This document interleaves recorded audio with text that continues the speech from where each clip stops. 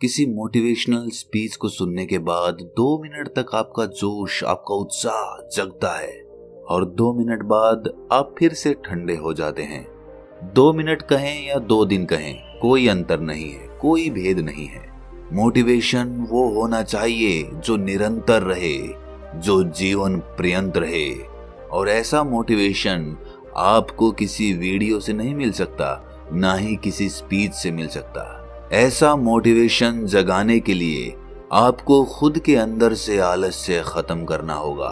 आलस्य की जड़ को समझकर उसकी जड़ को ही उखाड़ फेंकना होगा। उसके बाद आपके अंदर एक ऐसा जोश, एक ऐसा उत्साह जन्म लेगा जो निरंतर रहेगा, जो शाश्वत रहेगा।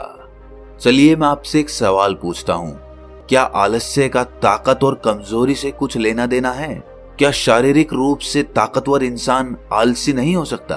और इसके विपरीत शारीरिक रूप से कमजोर आदमी क्या जोशीला, उत्साह से भरा हुआ नहीं हो सकता?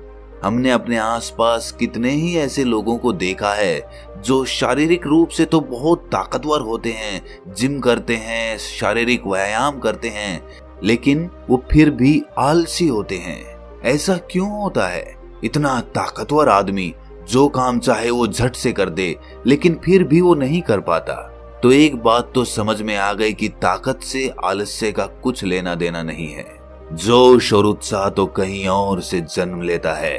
और एक बार अगर आप उस केंद्र को समझ जाते हैं कि जोश कहाँ से पैदा होता है, तो जीवन भर आपको आलस्य कभी छू नहीं पाएगा और आपको कोई दूसरी मोटिवेशनल स्पीच सुनने की भी जरूरत नहीं पड़ेगी। आज की जो बोध कहानी मैं आपको सुनाने वाला हूँ, उसमें आपको एक ऐसा रहस्य पता चलेगा जिसमें कि आप अपने आलस्य को त्याग कर हर पल मोटिवेटेड रहकर अपने लक्ष्य को प्राप्त कर सकते हैं। इससे पहले कि आप इस कहानी में खो जाएं, इस चैनल को सब्सक्राइब जरूर कर लें। तो चलिए कहानी शुरू करते हैं। बहुत समय पहले की बात है, जब हिंदुस्तान पर अंग्रेजों का राज हुआ करता था। उस समय ज्यादातर लोग खेती बाड़ी करके अपना जीवन बिताया करते थे। उसी समय टनकपुरा नाम के गांव में सुनील अपने पिता के साथ रहा करता था। सुनील अभी शादीशुदा नहीं था और अपने पिता के साथ खेती बाड़ी में अक्सर उनका हाथ बटाया करता था। उसके पिता बूढ़े हो चले थे, लेकिन खेतों का काम करना अब भी उन्होंने नहीं छोड़ा था। दूसरी तरफ सुनील शारीरिक रूप से काफी मजबूत था। जिस काम को करने के लिए 4-4 लोगों की जरूरत होती थी, वहां पर सुनील उस काम को अकेला ही कर देता था। उसमें एक अद्भुत ताकत थी। उसकी माँ घर पे गाय और भैंसें पाला करती थी, जिनका दूध पी पी कर सुनील बहुत ही ताकतवर हो चुका था। और इसी वजह से गांव में कोई भी सुनील और उसके परिवार के साथ पंगा या झगड़ा नहीं करता था। उस समय हिंदुस्तान पर अंग्रेजों का राज था और जो भी खेती बाड़ी में अनाज पैदा होता था, उसका बहुत सा हिस्सा लगान के रूप में अंग्रेज उनके गांव में आकर ले जाया करते थे। इसीलिए गांव वालों को अपने खाने पीने की चीजें उगाने के लिए खेत में बहुत मेहनत करनी पड़ती थी, क्योंकि बहुत सारा अनाज लगान के रूप में देने के बाद उनके पास खाने के लिए बहुत कम अनाज बचता था। इसलिए ज्यादा मेहनत करके वो अपने लिए पूरे साल का अनाज पैदा करने की कोशिश करते थे। हालांकि सुनील का पिता बूढ़ा हो चुका था, लेकिन वो खेती बाड़ी के काम में बड़ा ही अनुभवी आदमी था। कौन सी फसल कब बोनी है, उसमें कितना पानी देना है और कितनी मेहनत उस फसल को चाहिए, ये सब सुनील के पिता को भली भांति पता था। और वो मेहनत करने के लिए भी कभी पीछे नहीं हटते थे। जाड़े के दिनों में रात रात भर अपनी फसल में पानी देने का काम वो बड़ी ही आसानी के साथ कर लेते थे। लेकिन अब धीरे धीरे उनकी उम्र बढ़ चली थी और उनकी देखने की क्षमता भी कम हो गई थी। इसीलिए रात में फसल में पानी देना बड़ा ही जोखिम भरा होता था, क्योंकि फसल में बहुत से जंगली जानवर रहा करते थे, जिससे सुनील के पिता की जान का खतरा बढ़ जाता था। जैसे कि बहुत बार उस फसल में सांप भी देखा गया था। इससे सुनील की माँ बहुत चिंतित होती थी और वो सुनील को अक्सर कहा करती थी कि बेटा, तुम्हारे पिता अब बूढ़े हो चले हैं, अब सारा काम काज, सारी फसल की जिम्मेदारी तुम्हें अपने सर पर लेनी चाहिए। जरा सोचो कि घर में जवान बेटे के होते हुए बूढ़ा पिता खेतों में काम करता घूमे, ये बात अच्छी लगती है? अरे तुम में इतनी ताकत है, अरे तुम इतने मजबूत हो, इतने ताकतवर हो, तुम खेतों का काम क्यों नहीं करते? लेकिन सुनील पर उनकी माँ की बातों का कोई असर नहीं होता था। वो दिन भर अपने दोस्तों के साथ गप्पे लड़ाता रहता, तरह तरह के खेल खेलता रहता, लेकिन अपने पिता की मदद करने के लिए कभी आगे कदम नहीं बढ़ाता।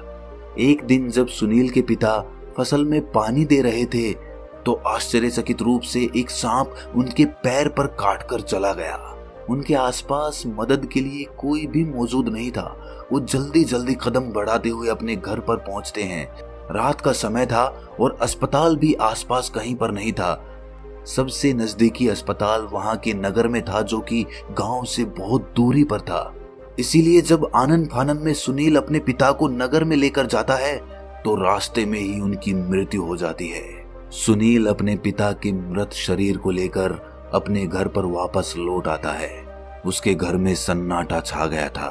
घर में अब कोई नहीं बचा था जो घर की जिम्मेदारी अपने कंधों पर ले सके। घर में सिर्फ सुनील और उसकी माँ बचे थे। अब पूरी जिम्मेदारी सुनील के कंधों पर थी। सुनील ने कभी सपने में भी नहीं सोचा था कि उसका जीवन आगे किस तरह चलने वाला है। अब तक जो सुनील बेफिक्र हुआ करता था, अचानक से सारी जिम्मेदारी उसी के कंधों पर आ गई। अब उसे ही फसल उगानी पड़ती थी। फसल की देखभाल, फसल में पानी देना, सब उसी का काम हो गया था। लेकिन सुनील के मन को एक ऐसी आदत लग चुकी थी कि उसका किसी काम में मन नहीं लगता था। बस पूरे दिन गप्पे लड़ाना और ताश खेलना, यही उसका काम हुआ करता था। लेकिन समय ने करवट ली और वो दिन भी आ गया जब अंग्रेज उस गांव से लगान वसूल करने के लिए आ पहुंचे।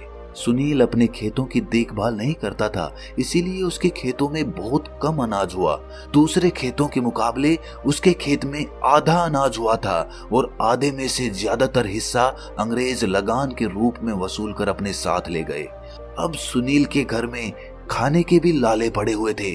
दाने दाने के लिए उसकी माँ अपने पड़ोसियों की मोहताज हो चुकी थी। उसकी माँ को मांगना अच्छा तो नहीं लगता था, लेकिन वो कर भी क्या सकती थी, क्योंकि सुनील एक बहुत ही आलसी प्रवृत्ति का आदमी हो चुका था। अब उसके खेत बंजर पड़े रहते थे, उनमें कोई अनाज उगाने वाला नहीं था। ये देखकर सुनील की माँ को बहुत आघात पहुंचता था। उसके सीने में एक दर्द सा उठता था। जो परिवार कुछ समय पहले इतना धन संपन्न हुआ करता था, उसके पति के मरते ही वो दाने दाने के लिए पड़ोसियों के मोहताज हो चुके थे। वो अक्सर सुनील को समझाने की बहुत कोशिश करती, लेकिन उनकी बातें सुनने के बाद सुनील में कुछ देर तक तो जोश और उत्साह जागता। वो सीधा कस्सी उठाकर अपने खेत में पहुंच जाता, लेकिन कुछ देर बाद फिर से उसका उत्साह, उसका जोश ठंडा पड़ जाता और फिर से वही जीवन शैली शुरू हो जाती। एक दिन जब सुनील की माँ सुनील को जली कटी सुना रही थी, तो सुनील ने गुस्से में आकर अपनी माँ से कहा, मैं भी चाहता हूँ दूसरों की तरह अनाज उगाना, लेकिन मैं क्या करूँ? मेरा मन अपने वश में ही नहीं है। मैं रोज रात में ये सोचकर सोता हूँ कि सुबह उठकर अपने खेतों में काम करूंगा और अनाज उगाऊंगा, लेकिन सुबह उठते ही पता नहीं मुझे ऐसा क्या हो जाता है कि बिस्तर से उठने का भी मेरा मन नहीं करता। मैं खुद अपने आप से बहुत परेशान हूँ। मैं खुद इन चीजों से छुटकारा चाहता हूँ। मैं क्या करूँ, मुझे कुछ समझ नहीं आता। ये सारी बातें सुनील का पड़ोसी भी सुन रहा था। सुनील का ये कथन सुनने के बाद उसके पड़ोसी ने कहा कि बेटा, तुम्हारे जैसी ही हालत मेरे बेटे की हुआ करती थी, लेकिन किसी ने मुझे बताया कि पड़ोस के गांव में एक बौद्ध भिक्षु आया हुआ है।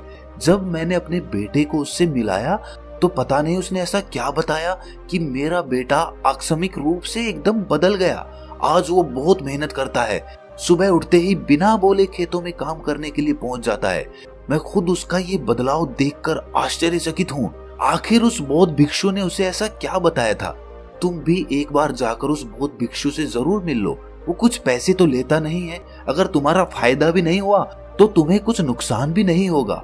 ये सुनकर सुनील की माँ ने सुनील से कहा कि बेटा, तुम एक बार जाकर उस बौद्ध भिक्षु से जरूर मिल लो। उसके बाद भी अगर तुम्हारे अंदर कोई बदलाव नहीं होता तो मैं सह लूंगी, लेकिन अपने स्तर पर तुम अपने आप को बदलने की कोशिश तो करो।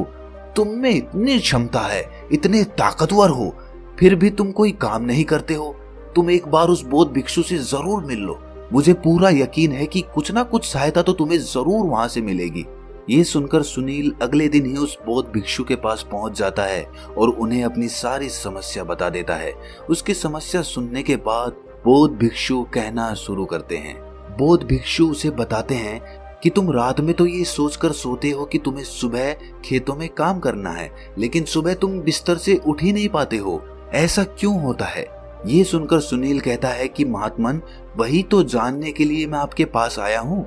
उसके बाद वो बौद्ध भिक्षु कहता है कि तुम अपने आप को बदलना तो चाहते हो, ये तो जाहिर है, लेकिन तुम 2 मिनट में ही अपने आप को बदलना चाहते हो। 2 मिनट तक तुम्हारे अंदर जोश और उत्साह उठता है और फिर से वो ठंडा हो जाता है। इसीलिए तुम रात में तो सोचकर सोते हो, लेकिन सुबह वो काम कर नहीं पाते हो, क्योंकि 2 मिनट का जोश और उत्साह तुम्हें केवल दुख ही देगा, क्योंकि तुम वो काम पूरा नहीं कर पाओगे, और पूरा नहीं करोगे तो तुम सोचोगे कि मेरा जोश और उत्साह किसी काम का नहीं है। इसीलिए कभी भी किसी बात पर भी अकस्मात रूप से जोशीले मत हो जाओ। अपने मन को शांत रखो और शांत प्रवृत्ति के साथ एक निरंतर जोश और उत्साह पैदा करने की कोशिश करो। मैं इसके लिए तुम्हें 5 रास्ते बताता हूँ, जिसके द्वारा तुम जीवन पर्यंत जोश और उत्साह से भरे हुए रह सकते हो और किसी काम को करने में तुम्हें कोई परेशानी नहीं आएगी। सबसे पहला सिद्धांत, अपने लक्ष्य की तरफ हर दिन हर रोज एक कदम बढ़ाने का फैसला करो। तुम्हें पूरा काम एक दिन में खत्म नहीं करना है। यही सोचकर तो हम कभी भी अपने काम को पूरा नहीं कर पाते। तुम खुद सोचो, क्या तुम एक दिन में ही अपने खेतों में फसल उगा सकते हो? कभी नहीं उगा सकते।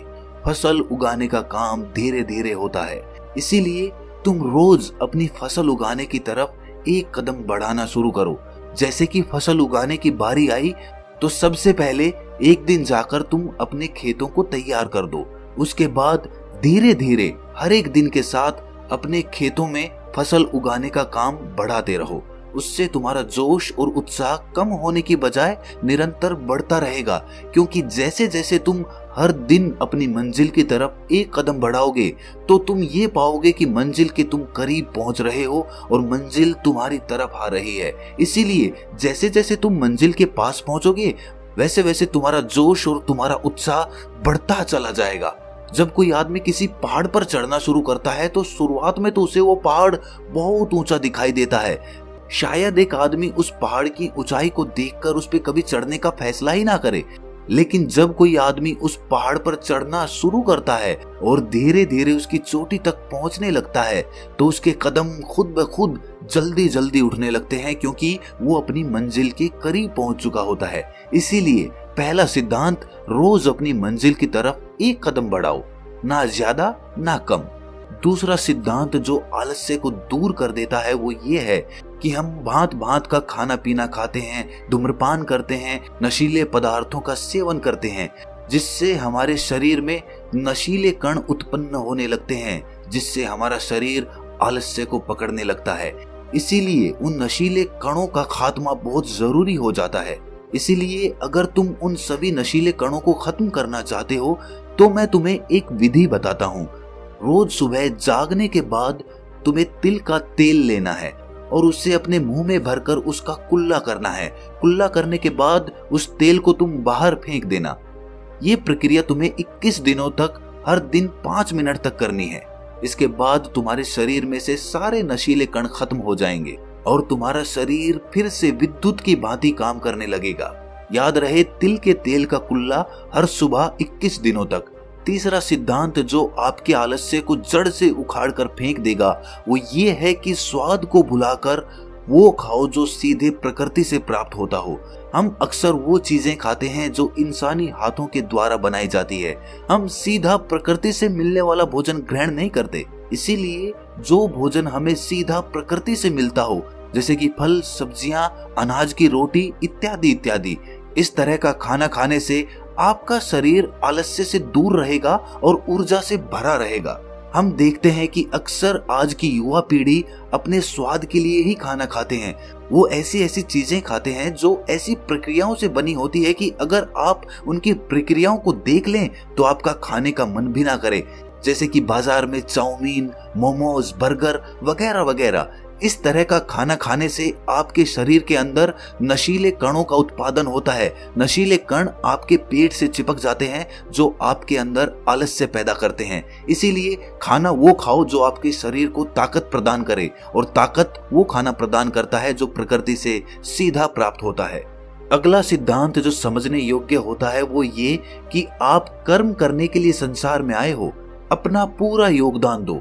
जरा आप खुद सोचिए कि अगर आप संसार में कर्म करने के लिए नहीं आते तो आप निर्जीव ही होते, आप कोई पत्थर होते, कोई जीव जंतु होते, लेकिन आपको इंसान के रूप में एक जीवन मिला है जिसका आपको पूरा उपयोग करना होगा। आपको अपना योगदान इस संसार में देना होगा, आपको अपना कर्म भोग पूरा करना होगा। उस कर्म भोग को पूरा किए बिना संसार में कहीं मुक्ति नहीं है। इसीलिए अगर आप इस सिद्धांत को समझ लेते हैं कि मेरा योगदान इस संसार में क्या है और मेरा कर्म भोग क्या है, तो आप खुद ब खुद अपने आलस्य को खत्म करके अपना योगदान देने का भरपूर प्रयास करेंगे।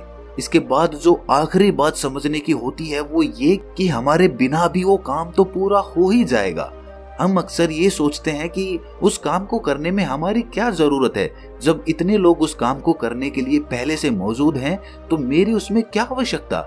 और यही सोचकर हम अपना योगदान उस काम में नहीं देते हैं। लेकिन अगर उस काम को हम अपनी जिम्मेदारी समझें, हम ये समझें कि ये काम मैं ही पूरा कर सकता हूँ और मेरे बिना ये काम कभी पूरा ही नहीं हो पाएगा, तो आपको अपनी जिम्मेदारियों का एहसास होगा और उसके बाद आप अपने आलस्य को दूर कर पाने में सक्षम होंगे। आप अपने आलस्य को समझ पाएंगे और उसको दूर भी कर पाएंगे।